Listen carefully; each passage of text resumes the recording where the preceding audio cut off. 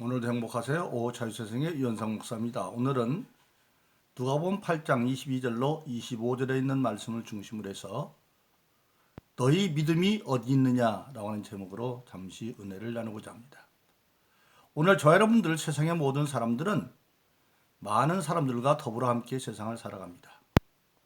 근데 함께 더불어 사는 주위 사람들을 살펴보면 종종 어떤 사람들은 참 현실감이 없거나 아주 현실감이 부족한 삶을 살아가는 사람들이 있습니다. 예를 들자면 남편이 어디 회사에 고위직에 있다가 실직당하고 재취업을 기회가 없음에도 불구하고 그 아내 된 자는 옛날에 남편이 회사 고위직에 있을 때에 같은 똑같은 생활 태도를 가지고 그대로 과소비를 하고, 그리고 물건을 하나 사도 비싼 메이커 있는 것들을 사고, 그런 사람이 있다고 한다면 그 사람은 현실감이 없는 아내죠. 그 얼마 아니면 이제 가정이 파탄 나고 어려움이 당하게 될 겁니다. 또 역사적으로 보면 임진왜란이 일어나기 즈음에 일본이 쳐들어올까는 그런 여론이 많이 있습니다. 그래서 선조대왕이 그것을 친히 알아보기 위해서 일본에 통신사를 보냅니다. 그런데 통신사를 보낼 때 그 당시는 서인과 동인이 당파를 이루고 있었는데, 서인의 대표인 황룡기를 정사로, 그리고 동인의 대표인 동인 출신 김성희를 부사로 보냈는데, 일본에 가보니까 완연히 침략의 낌새가 다 있어요. 왜냐하면 명나라를 정복할 테니까 길을 비켜달라는 얘기를 하고 있으니까. 그래서 돌아와가지고 황룡길이 선조한테 말합니다. 반드시 전쟁이 일어납니다. 침략합니다. 그런데 부사로 간 김성일은 파부당이 다르기 때문에 서인인 황룡길이 말하는 것을 지지하지 않냐고 반대로 국가의 안위보다도 당파에 사로잡혀서 절대 그런 일이 없다고. 근데 선조 임금은 그러한 국가적 이익에 대한 현실감이 부족해가지고 율곡 이위가 반드시 일본이 쳐들어올 거니까 10만 군사를 양면해야 된다고 말했지만 듣지 않고 말아버립니다. 그래서 마침내 임진왜란이 터졌을 때 부산진에 투입한 왜군들이 2개월 만에 한양을 점령하고 선조대왕은 몽진하는 피난 가는 역사가 일어나고 맙니다. 바로 이게 다 뭐냐면 현실감에 대한 부족 때문에 그렇게 되어지는 겁니다. 또 우리가 신앙생활은 다를 바가 없습니다. 우리가 신앙생활 때 가장 중요한 것은 우리 앞에 일어나는 모든 세상의 일들을 영적인 눈으로 해석하는 영적 현실감이 제대로 되어 있었다고 하는 사실입니다. 오늘 본문 누가복음 8장 21, 25절에 그런 사건이 일어나고 있습니다. 예수님께서 가버나움에서 사역을 하시다가 이제 저물 때에 제자들에게 건너편인 거라사 지목으로 가자고, 배 타고 가자고 명을 합니다. 이에 제자들이 예수님을 배에 모시고 이제 저녁 때 갈릴리 바다를 건너서 거라사 쪽으로 가고 있습니다. 근데 가는 중에 갑자기 바람이 불고 풍랑이 일어나고, 그런데 그때 예수님은 아주 사역에 고달퍼서 지금 배 선미 뒤인 고물에서 깊이 잠들어 계십니다. 우리가 아는 것처럼 예수님의 제자 가운데에는 적어도 7사람이 갈릴리 바다 출신들입니다. 베드로도 그렇고 야고보도 그렇고 요한도 그렇고. 그래서 그들은 예수님 주무시니까 그들 나름대로는 많이 그 바람과 풍랑을 겪어봤으니까 이 정도는 할 수 있겠지. 그래서 예수님을 깨우지 않습니다. 그런데 점점 바람이 불더니 풍랑이 일어나가지고 물이 배에 들어와서 거의 배가 침몰당할 위기에 되니까 제자들이 주무시는 예수님한테 가서 주여 우리가 죽게 되었습니다. 그렇게 주님을 깨웁니다. 주님께서 일어나셔서 바람을 꾸짖고 풍랑을 꾸짖고 잔잔하게 원하는 뒤에 제자들을 책망하기를 너희 믿음이 어디 있느냐, 그렇게 책망하고 있습니다. 바로 그렇습니다. 오늘 저와 여러분들이 신앙생활 한다고 해서 세상살이 문제가 아니라는 게 아닙니다. 지금 제자들이 예수님과 함께 배를 타고 가고 또 그것도 예수님의 명령대로 예수님 말씀대로 순종해서 배를 띄웠고 그리고 행선지도 예수님이 가자는 거라사 지방을 향해서 가고 있습니다. 자, 예수님과 함께 계시고 예수님 말씀대로 순종하고 그럼에도 불구하고 문제는 일어납니다. 바람이 불고 풍랑이 불고 그 제자들의 바다에 대한 전문 지식이나 상식을 가지고도 경험을 가지고 어떻게 할 수 없는 그런 사태가 일어납니다. 인생이 살아가면서 도저히 내 힘으로 내 지식이나 힘으로 해결할 수 없는 죽을 수밖에 없는 위기의 순간이 다가온다고 하는 사실입니다. 이것이 바로 신앙의 현실입니다. 예수님을 모시고 함께 가고 예수님에 순종하고 가고 있음을 두고 문제는 일어납니다. 왜 그러느냐? 기상학적으로 보면 그 갈릴리 바다에는 온난한 기운이 떠들고 그리고 맞은편에 있는 헬몬산에서는 한량한 기류가 와서 갈릴리 바다의 온난한 기류와 헬몬산의 한량한 기류가 맞아붙으면 돌풍이 일어나게 되어 있지만 그건 기상학적인 얘기죠. 그러나 영적으로 보면 세상에는 인간을 보호하려는 세력인 하나님의 세력이 있는가 하면 인간을 골탕 먹이는 악의 세력이 있습니다. 기상학적으로 보면 그것이 한량한 기후가 온난한 기후가 부딪혀서 일어나는 거지만 영적으로 보면 바로 악한 마귀의 세력이 역사하고 있는 겁니다. 그러면 왜 예수님을 모시고 함께 가도 악한 영이 일어나느냐? 우리가 분명히 알아야 됩니다. 이 세상 만들고 인간이 있기 전에 이미 이 세상에는 악한 세력인 마귀의 세력이 있었습니다. 그래서 하나님께서 에덴 동산을 만들고 그곳에 인류의 조상 아담과 이브를 이제 거하게 만들고 그 에덴 동산은 모든 게 풍요한 그런 낙원이죠. 근데 하나님이 아담에게 에덴을 지켜라. 지키라는 얘기는 침노할 자가 있다는 얘기고 그리고 에덴 밖 땅을 정복하라. 정복하라는 얘기는 적이 있다는 얘기입니다. 즉 사람이 세상에 있기 전에 사람의 대적이 되어지는 악한 존재가 이미 있었다. 그럼 그 악한 존재 누구냐? 이사야서 14장에 보면 일찍이 하늘나라에서 하나님을 대적한 악한 새벽별 천사장 루시퍼와 그를 따르는 천사들이 있었는데 그들이 하나님을 이길 수 없어서 하늘에서 땅에 지켰다 그렇게 되어 있어요. 그래서 이사야서 14장에 이렇게 말합니다. 너 아침에 계명성이여 네가 어찌해서 하늘에서 떨어져 땅에 지킨 자가 되었느냐? 네가 지극히 높은 구름 위에 올라 가장 높은 구름 위라 죄송합니다. 가장 높은 구름 위에 올라 지극히 높은 자와 비기를 했다. 성경에 보면 천사를 얘기할 때 구름도 표현하고 별로도 표현하는데 가장 높은 구름, 즉 천사장들이죠. 우리에게 밝혀진 것은 가브리엘 천사, 기쁜 소리 가브리엘 천사가 있는가 하면 또 군대 장관인 미가엘 천사도 있고 그런데 성경에 보면 천사장이 7 있었다고 말합니다. 근데 그 가운데 지금은 타락해서 마귀가 된 그 천사장 루시엘이 이제는 하나님과 관계가 끊어져서 엘자가 떨어져서 루시퍼가 되었는데 그때 하늘에 떨어져서 땅에 찍혔어요. 근데 그때 마귀가 하늘에서 쿠데타 하나님께 이를 때 그가 일반 천사를 포섭했는데 몇 명이 거기 천사가 붙었느냐? 계시록 12장에 보면 하늘의 별 3분의 1이 그에 붙어서 땅에 떨어졌어요. 그러니까 천지 창조 이전에 창세기 창조 전에 흑암과 혼돈과 어둠이라고 하는 것은 하늘나라에서도 땅에 찍힌 악한 마귀와 타락한 천사들을 가두는 그런 상황이었어요. 근데 그런 곳에서 하나님이 천지를 창조하는 겁니다. 왜? 하나님은 빛의 하나님이에요. 요한일서 1장 보면 빛이 하나님이시래.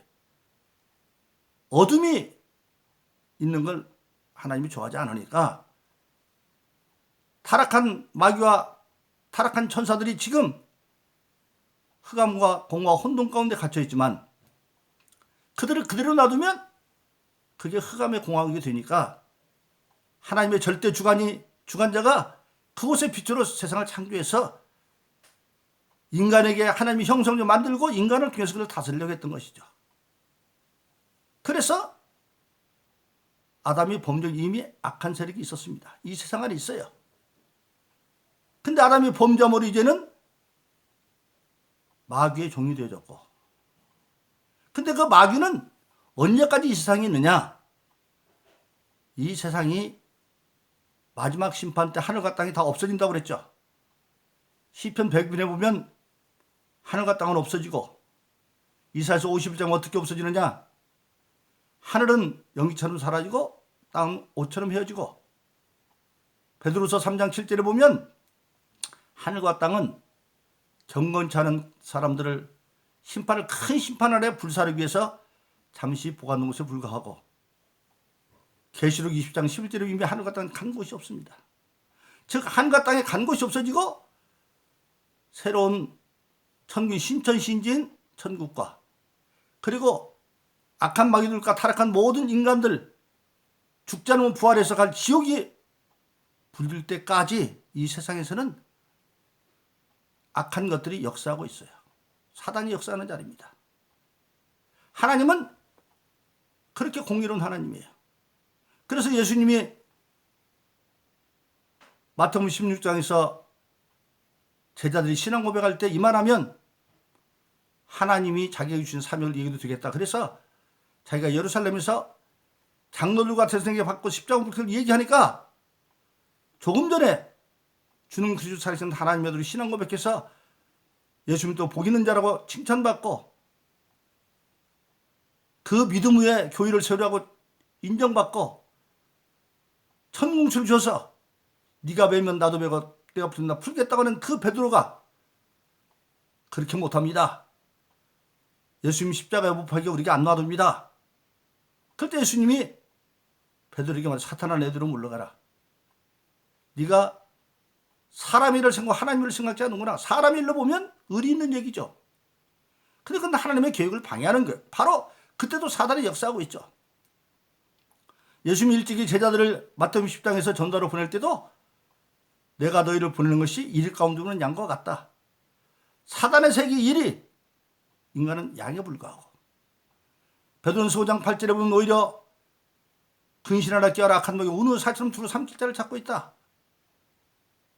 그렇게 악한 세력이 지금도 여전히 역사하고 있고, 그래서 교회 생활의 지침서인 에베소서는 마지막 에베소 6장 10절로 18절에서 종말로 악한 마귀의 결기를 위해서 하나님의 전신갑주를 입고 성령 안에서 수시로 기도하며 대결하라고 말하고 있습니다. 그래서 이 세상은 여전히 악한 마귀가 역사하고 있기 때문에 아무리 예수님을 모시고 예수님의 뜻에 순종해 간다고 할 때라도 바람과 풍랑, 인생의 문제는 일어난다고 하는 사실입니다. 심지어는 인간의 지식과 지혜로도 해결할 수 없는, 예수님의 바닷사람 제자들이 받아야 되는 오랜 경험과 지식을 가지고도 해결할 수 없는, 죽을 수 없는 그런 상황이 일어난다고 하는 사실입니다. 그래서 오늘 저와 여러분 예수 믿는 모든 사람들에게는 그것이 그 문제 바람이 개인적인 문제로 왔을 때 죽을 병에 걸릴 수도 있고, 정말 이루 말할 수 없는 개인적인 문제가 가정에도 자식의 문제로 남편이 일어날 수도 있고, 그리고 사업하는 사업의 문제, 어떤 여러 가지 문제로 도저히 힘으로 할 수 없는, 그래서 죽을 수밖에 없는 그런 상황이 온다고 하는 사실입니다. 지금 그런 상황에서 인생의 문제는 바다의 풍랑길에서 제자들이 주님을 깨웠습니다. 깨울 때 우리가 죽게 되었다고 깨우니까 주님이 바람과 풍랑을 잔뜩 놀고 제자들 책망합니다. 너희 믿음이 어디에 있느냐? 이 믿음의 문제 왜 두려워했느냐? 그 배에는 예수님이 타고 있어요. 예수님은 생명이 준대. 그 배가 침몰하면 예수님도 죽으라고요? 예수님은 산자의 예수님이에요. 그러니까 우리는 그러면 어떻게 해야 되겠느냐? 신앙이 없는 죽게 되었다고 부르짖는 것이 아니라 빌립보서 4장 6절은 그런 문제가 생길 때 어떻게 하느냐? 첫째, 염려하지 말고, 아무것도 염려하지 말고 모든 일에 기도와 간구로 감사함으로 하나님께 아뢰라. 기도는 일상기도, 간구는 특별한 문제, 지금 풍랑이라 했으니까 풍랑의 문제를 놓고 아뢰라. 어떻게? 감사함으로. 왜 감사함으로? 기도하면 들어줄 것이니까. 그래서 히브리서 우리가 아는 10장 6절은 하나님께 나가는 자는 반드시 그가 계신 것과 그가 자기를 찾으려 상수실쯤을 믿어야 할지니라. 들어줄 것이니까 감사하는 거예요. 우리가 세상에 누구한테 부탁했는데 들어줄 때 고맙습니다, 감사합니다 하듯이. 그러면 모든 지각에 뛰어나신 하나님의 평강이, 아무것도 없는 모든 일을 기도하시는 하나님은 모든 지각 중에 하나님의 평강이 예수 그리스도 안에서 너희와 마음과 생각을 지켜줄 것이다. 마음은 인격적인 걸 말하는 지정의. 하나님의 말씀을 먼저 이성적으로 깨달아 알고, 그럼 그 말씀이 나에게 지금까지 어떻게 역사했는가? 과거의 경험을 돌이켜보는 겁니다. 제자들도 이미 이 갈릴리 바다에서 풍랑 만나기 전에 수없이 많은 예수님이 이적 사건을 보았습니다. 그것을 돌이켜봐서 제 신앙의 유추자, 그때 이적을 행하신 주님이 오늘 나의 주님이다. 정적으로 받아들이고, 그리고 그것을 믿음으로 실천해가는 게 마음입니다. 그래서 마음과 생각을 지켜주실 것이다. 그런데 그런 일들이 어떻게 즉석적으로 해결될 수 있지만 기간이 걸릴 때가 있어요. 왜냐하면 우리 인간은 내가 내 시간을 사는 것 같지만 하나님의 때에 얹혀서 살고 있어요. 우리가 세상에 태어난 것도 스스로 태어난 것이 아니라 하나님이 땅에 보내셨고, 우리가 이 세상을 떠나는 것도, 발은 떠나는 것은 하나님이 영혼을 불러서 육체가 흙으로 돌아가서 떠나가야 됩니다. 중간에 자살하거나 이런 건 스스로 하나님 부르기인데 갔기 때문에 떠도는 영이 되지만, 그래서 우리는 때가 내가 원하는 때가 아니라 하나님이 원하는 때가 있는데, 그 하나님은 나보다 더 나를 잘 알아요. 그래서 마태복음 10장은 주님이 우리들은 머리까지 세신 바 되었다. 하나님 우리를 보고 계세요. 마태복음 6장에서 예수님은 무엇을 먹을까 마실까 입을까 염려하지 말아라. 그것은 이방인이 구하는 거고, 너희가 구하지 있을까 아는데 그걸 너에게 임하게 하는 거냐? 먼저 그 나라 그 일을 구하면 모든 걸 더해준다. 그렇게 하나님은 알고 있어요. 그래서 하나님 때가 있는데 우리는 우리 때에 이루어지기를 원하지만 하나님의 때가 돼 이루어져. 그래서 갈라디아서 6장 9절에 그렇게 말하죠. 너희가 선을 행할지라도, 간단히 말하면 하나님 뜻을 깨닫고 하나님의 뜻대로 살아간다 할지라도 낙심하지 말지니. 언제 낙심해요? 내가 원하는 때 원하는 만큼 안 되면 낙심할 수 있어요. 낙심하지 말지니. 피곤치 않냐면, 낙심하면 피곤해지죠. 의욕이 떨어지니까 하던 일이. 낙심하지 말고 피곤치 않냐면 때가 되면 거두리라. 왜 이루면 거두리라요? 거둔다는 것은 농사 짓는 법이죠. 즉 농사는 반드시 인내의 과정이 있어요. 심고 거둘 때까지 종잣값으로 인건비 들어가고 비료값으로 농약값으로 다 들어가요. 그 인내의 과정이죠. 그리고 마침내 결실하는 거예요. 그래서 누가복음 8장 15절에서 좋은 땅에 뿌린 10분의 위에서도 좋은 땅에 뿌렸던 하나님 말씀 설명을 듣고 인내로 결실한다, 그렇게 말하고 있습니다. 그래서 여러분들의 인생에서 어려운 문제가 나타나면 이상하게 생각하지만 나타날 수 있어요.